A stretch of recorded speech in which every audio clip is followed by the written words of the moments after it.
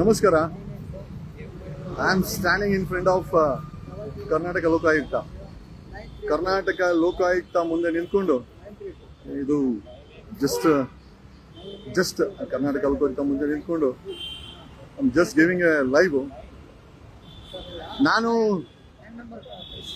ಧರ್ಮಸ್ಥಳ ವಿಚಾರದಲ್ಲಿ ಧ್ವನಿ ಎತ್ತಿದ್ದು ಕರ್ನಾಟಕ ಪೊಲೀಸರಿಗೆ ಮೆಣಸಿನ್ಕಾಯಿ ಇಟ್ಕೊಂಡಂಗಾಗಿ.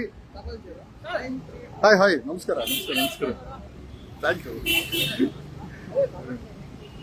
ನಾನು ಧರ್ಮಸ್ಥಳದ ವಿಚಾರದಲ್ಲಿ ಧ್ವನಿ ಎತ್ತೋದಕ್ಕೆ ಕರ್ನಾಟಕ ಪೊಲೀಸರು ಎಂಟೈರ್ ಗ್ಯಾಂಗ್ ಸೇರ್ಕೊಂಡು ನಮ್ಮ ಬೆಂಗಳೂರಿನ north East DCP Sajith VJ 2018 KPSC appointed, 2022 IPS promotion.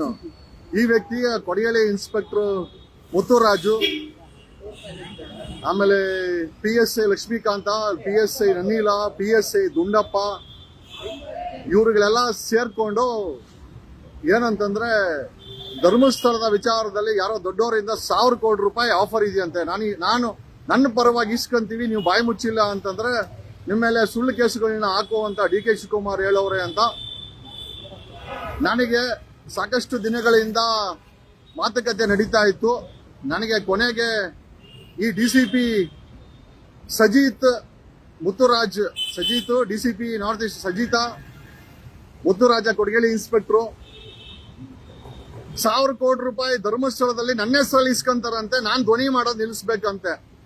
ಯಾವ ಸೀಮೆ ನ್ಯಾಯ ನನಗಂತೂ ಗೊತ್ತಾಗಿಲ್ಲ. ಇವನೇ DCP ನಾರ್ತ್ ಈಸ್ಟ್ ಸಜಿತಾನೇನೆ, ಅವನು ಒಕ್ಕಲಿಗ ಅಂತೆ. DK ಶಿವಕುಮಾರ್ ಒಕ್ಕಲಿಗರು, ಅವರೇ ಹಾಕೊಟ್ಟಿರೋದು ನನಗೆ ಇಲ್ಲಿ ಪೋಸ್ಟಿಂಗು. ನೀವು ಬಾಯಿ ಮುಚ್ಚಬೇಕು, ಮಾಧ್ಯಮಕ್ಕೆ ಮಾಹಿತಿ ಕೊಡಬಾರ್ದು, ಸೋಷಿಯಲ್ ಮೀಡಿಯಾದಲ್ಲಿ ಧರ್ಮಸ್ಥಳದ ಬಗ್ಗೆ ಮಾತಾಡಬಾರ್ದು. ನಾನು ಏನಕ್ಕೆ 1,000 ಕೋಟಿ ಏನಾರ ಮಾಡ್ತೀರಾ ಅಂತಂದ್ರೆ 2018 ಅಪಾಯಿಂಟ್ಮೆಂಟ್ ಅಂತೆ ಅವ್ನು ಸಜಿತ್.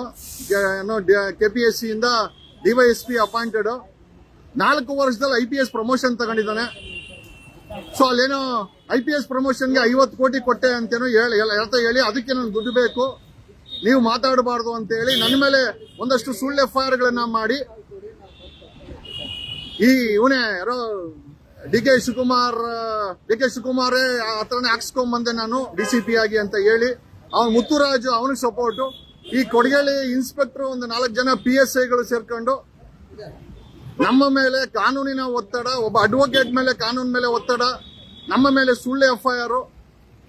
ಮಾತೆತ್ತಿದ್ರೆ ಇವನು ಯಾರೋ ಮಹೇಶ್ ತಿಮ್ರೋಡಿ ತರ ಗಡಿಪಾರ್ ಮಾಡಿಸ್ತೀವಿ, ರೌಡಿ ಶೀಟರ್ ಓಪನ್ ಮಾಡಿಸ್ತೀವಿ.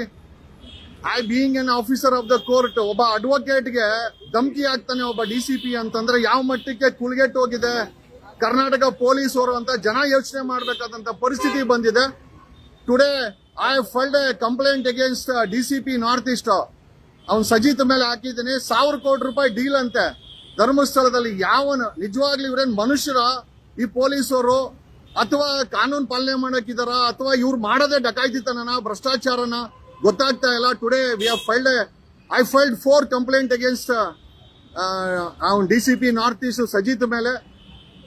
ಕೊಡಗೇಲಿ ಇನ್ಸ್ಪೆಕ್ಟರ್ ಮುತ್ತುರಾಜು ನಮ್ಮ ಗನ್ ಅನ್ನ ರಿಲೀಸ್ ಮಾಡಕ್ಕೆ, ಬಾಡಿ ಗಾರ್ಡ್ ಗನ್ ರಿಲೀಸ್ ಮಾಡಕ್ಕೆ 7th ACM ಆರ್ಡರ್ ಮಾಡಿ 15 ದಿವಸ ಆಗಿದೆ. 10 ಲಕ್ಷ ಹಣ ಕೇಳ್ತಾನೆ ಮುತ್ತುರಾಜ. ಕೊಡಗೇಲಿ ಇನ್ಸ್ಪೆಕ್ಟರ್ 10 ಲಕ್ಷ ಇದುವರೆಗೂ ರಿಲೀಸ್ ಮಾಡಿಲ್ಲ. Just because we didn't bribe him, ನಾವು ಹಣ ಕೊಟ್ಟಿಲ್ಲ ಅಂತ ಇದುವರೆಗೂ ಒಬ್ಬ ಮ್ಯಾಜಿಸ್ಟ್ರೇಟರ್ ರಿಲೀಸ್ ಮಾಡು ರಿವಾಲ್ವರ್ನ ಅಂತ ಹೇಳಿದ್ರೆ ಇದುವರೆಗೂ ಕೊಡಗೇಲಿ ಇನ್ಸ್ಪೆಕ್ಟರ್ ಮುತ್ತುರಾಜ ಅವನು ಹೇಳ್ತಾನೆ ನಂಗೆ DK ಶಿವಕುಮಾರ್ ಗೊತ್ತು ಅಂತ. ನನಗೆ ಗೊತ್ತಿಲ್ಲ. DK ಶಿವಕುಮಾರ್ ನಿಮ್ಮ ಹೆಸರನ್ನು ಯಾರ್ಯಾರು ಬಳಸ್ತಾ ಇದಾರೆ, ಏನಕ್ಕೆ ಬಳಸ್ತಾ ಇದಾರೆ, ಇಷ್ಟು ದೊಡ್ಡ ಭ್ರಷ್ಟಾಚಾರ. ಒಬ್ಬ ನೋಡಿದ್ರೆ ಕೊಡಗೇಲಿ ಸೂರ್ಯನಗರ ಪೊಲೀಸ್ ಇನ್ಸ್ಪೆಕ್ಟರ್ 2 kg ಚಿನ್ನನ ಎಂಡ್ರಿಗೆ ಒಡವೆ ಮಾಡಿಸ್ಕೊಡ್ತಾನೆ. ಚಾಮರಾಜಪೇಟೆ ಮಂಜ ಡ್ರಗ್ಗಳನ್ನ ಮಾರ್ತಾನೆ. ಕೊಡಗೇಲಿ ಇನ್ಸ್ಪೆಕ್ಟರ್ ರಿಯಲ್ ಎಸ್ಟೇಟ್ ಜೊತೆನಲ್ಲಿ ಇವಾಗ ನಮಗೆ ಗನ್ ರಿಲೀಸ್ ಮಾಡಕ್ಕೆ 10 ಲಕ್ಷ ಕೇಳ್ತಾನೆ ಶಿಷ್ಯನ ಕೈಯಲ್ಲಿ. ಈ ಮಟ್ಟಕ್ಕೆ ಪೊಲೀಸ್ ಇಲಾಖೆ ಕುಲ್ಗೆಟ್ ಹೋಗಿದೆ. ಧರ್ಮಸ್ಥಳದ ವಿಚಾರದಲ್ಲಿ 1,000 ಕೋಟಿ ರೂಪಾಯಿ ಡೀಲ್ ಅಂತೆ. DCP ನಾರ್ತ್ ಈಸ್ಟ್ ಒಬ್ಬ ರಿಟೈರ್ಡ್ ಪೊಲೀಸ್ ಕಮಿಷನರ್ ಜೊತೆ ಮಾತಾಡಿದ್ದೀನಿ. DK ಸಾಹೇಬ್ರು ಹೇಳಿದ್ದಾರೆ, DK ಶಿವಕುಮಾರ್ ಧರ್ಮಸ್ಥಳದ ವಿಚಾರದಲ್ಲಿ ನಿಮ್ಮ ಹೆಸರು ಕೂಡ ಓಡ್ತಾ ಇದೆ. ಒಬ್ಬ ಪೊಲೀಸ್ ಇನ್ಸ್ಪೆಕ್ಟರ್, ಒಬ್ಬ DCP ನಾರ್ತ್ ಈಸ್ಟ್ ನಿಮ್ಮ ಹೆಸರನ್ನ ಬಳಸ್ತಾ ಇದ್ದಾರೆ. ಸತ್ಯನೋ ಸುಳ್ಳೋ ಗೊತ್ತಿಲ್ಲ. ಒಂದಂತೂ ನಿಜ, ನಮ್ಮನ್ನ ಬಾಯಿ ಮುಚ್ಚಕ್ಕೆ ಈ ಡಿಸಿಪಿ ನಾರ್ತ್ ಈಸ್ಟ್ ಸಜೀತ್ 2018ರಲ್ಲಿ KPSC ಅಪಾಯಿಂಟೆಡ್ 4 ವರ್ಷದಲ್ಲಿ IPS ತಗೊಳ್ತಾನೆ. ಅಂದ್ರೆ ಎಷ್ಟು ಭ್ರಷ್ಟರಾಗಿದ್ರೆ ಇವರುಗಳೆಲ್ಲ ಈ ಕೆಲಸ ಮಾಡ್ತಾರೆ. ಹಾಗಾಗಿ ಇವತ್ತು ಲೋಕಾಯುಕ್ತದಲ್ಲಿ 4 ಕಂಪ್ಲೇಂಟ್ ಹಾಕಿದ್ದೀನಿ. I am sending the same copies to CM ಕಳಿಸ್ತಾ ಇದ್ದೀನಿ. DPR ಗೆ ಸರ್ವಿಸ್ ರೆಕಾರ್ಡ್ ಅಲ್ಲಿ ಎಂಟ್ರಿ ಮಾಡಿಸ್ತಾ ಇದ್ದೀನಿ. I am also sending it to CBI. ಇವ್ರುಗಳನ್ನ ಹಿಂಗೆ ಬಿಟ್ರೆ ನಮ್ಮ ದೇಶವನ್ನ ಕರ್ನಾಟಕವನ್ನ ಮಾರಿ ತಿನ್ಬಿಡ್ತಾರೆ ಪೊಲೀಸ್ ಇಲಾಖೆಯವರು. ಅಲ್ರಿ, ಒಬ್ಬ ಅಡ್ವೊಕೇಟ್ ಮೇಲೆ ಸುಳ್ಳು FIR ಗಳನ್ನ ಮಾಡಿ ಗಡೀಪಾರ್ ಮಾಡ್ತೀನಿ, ರೌಡಿ ಶೀಟರ್ ಮಾಡ್ತೀನಿ, I on officer of the court. ಇವ್ರ ಅಪ್ಪನ ಮನೆಯಿಂದ ಕೊಟ್ಟಿದಾರ ಅಡ್ವೊಕೇಟ್ಸ್ ಲೈಸೆನ್ಸ್ ಅನ್ನ? ಕೊಟ್ಟಿರೋದು ಬಾರ್ ಕೌನ್ಸಿಲ್ ಆಫ್ ಡೆಲ್ಲಿ. ಇವ್ರುಗಳಿಗೆ ಏನ್ ಸಂಬಂಧ? ಅಂದ್ರೆ ಇವ್ರುಗಳ ತರ ಕಚಡ ಕೆಲಸ ಮಾಡ್ಕೊಂಡು ಭ್ರಷ್ಟಾಚಾರ ಮಾಡ್ಕೊಂಡು ಬದುಕಬೇಕಾದಂತ ಪರಿಸ್ಥಿತಿ ಸಾರ್ವಜನಿಕರಿಗೆ ನನಗಂತೂ ಇಲ್ಲ. ಅಲ್ಲ, DK ಶಿವಕುಮಾರ್ ನಿನ್ನ ಹೆಸರನ್ನ ಒಬ್ಬ DCP ಎತ್ತಾನೆ ಅಂತಂದ್ರೆ ಯಾವ ಮಟ್ಟಕ್ಕೆ ಪೊಲೀಸ್ ಇಲಾಖೆ ಕುಳಿಗೆಟ್ಟು ಹೋಗಿದೆ.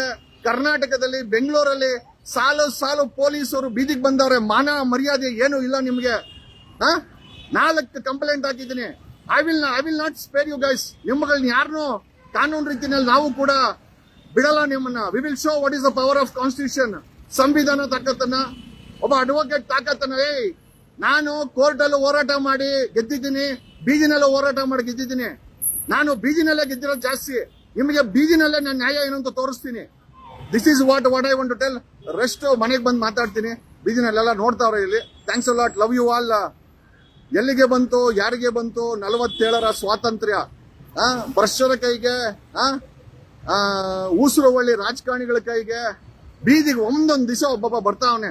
ಮೊನ್ನೆ ನೋಡ್ರ ಅವ್ನು ಸುನೀಲ, DJ ಹಳ್ಳಿ ಸುನೀಲ, ಬೆಳಗ್ಗೆ ರೇಪ್ ಕೇಸು, ಸಾಯಂಕಾಲ ಏನೋ ಟ್ರಾಪ್ ಕೇಸು. ಯಾವ ಮಟ್ಟಿಗೆ ಬಂದಿದೆ?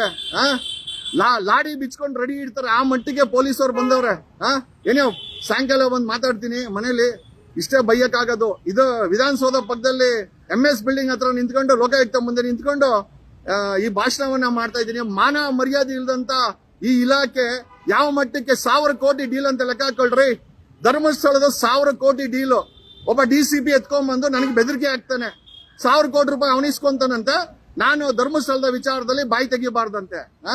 ಏನೋ ಎಲ್ಲಿಗೆ ಹೋಗುತ್ತೆ ನಾನು ನೋಡ್ತೀನಿ. Even I am also equally prepared to fight this crooks. ಈ ನರಿಗಳಿಗೆ ಹೆಂಗ್ ಬುದ್ಧಿ ಕಲಿಸ್ಬೇಕು ಅಂತ ನನಗೆ ಗೊತ್ತಿದೆ, ಕಲಿಸ್ತೀನಿ. Thanks a lot, love you all. ಸದ್ಯಕ್ಕೆ ಲೋಕಾಯುಕ್ತದಿಂದ ನಿಮ್ಮ ಜಗದೀಶ್. Thanks a lot.